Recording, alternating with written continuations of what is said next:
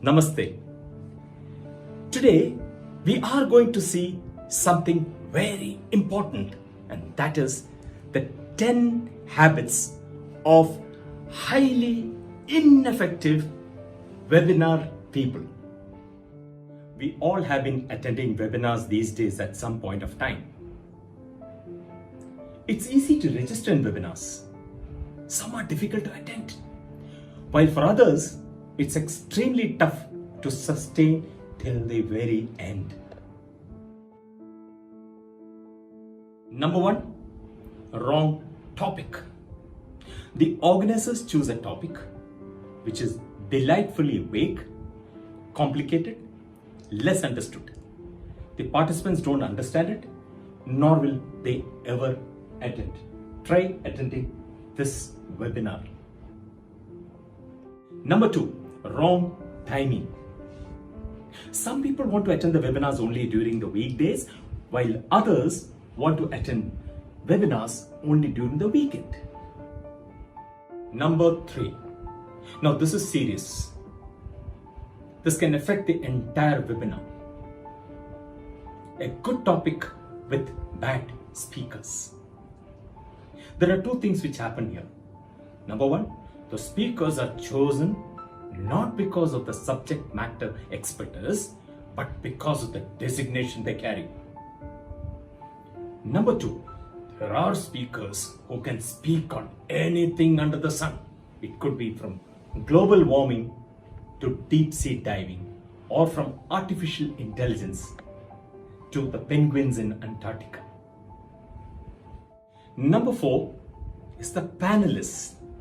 The panelists don't coordinate between themselves. Next, what they speak do not relate to the topic at all. Point number five. The webinar has got speakers, readers who read from a prepared script instead of speaking and do not look at the camera even once.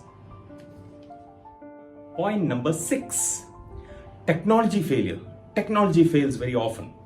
In some cases, low bandwidth, poor lighting, and in many cases, you have the garbled voice, vague images, and in many cases, you find the speakers do not know how to share the screen.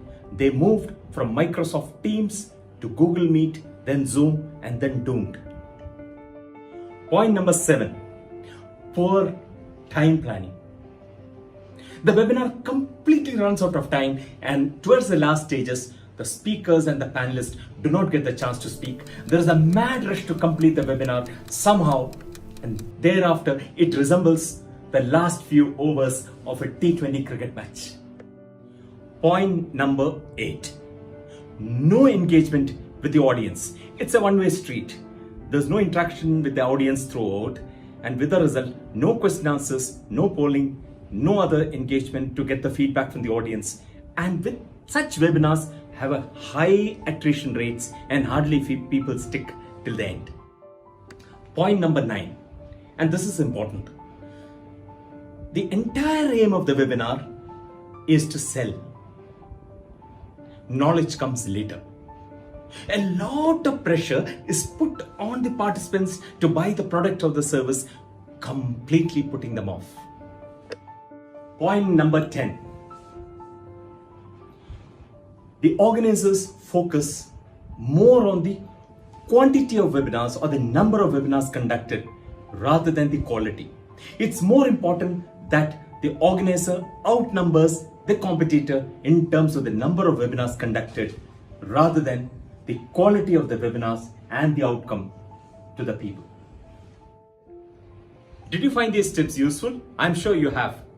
Now, these are the 10 habits of highly ineffective webinar people, 10 things which can make a webinar bad.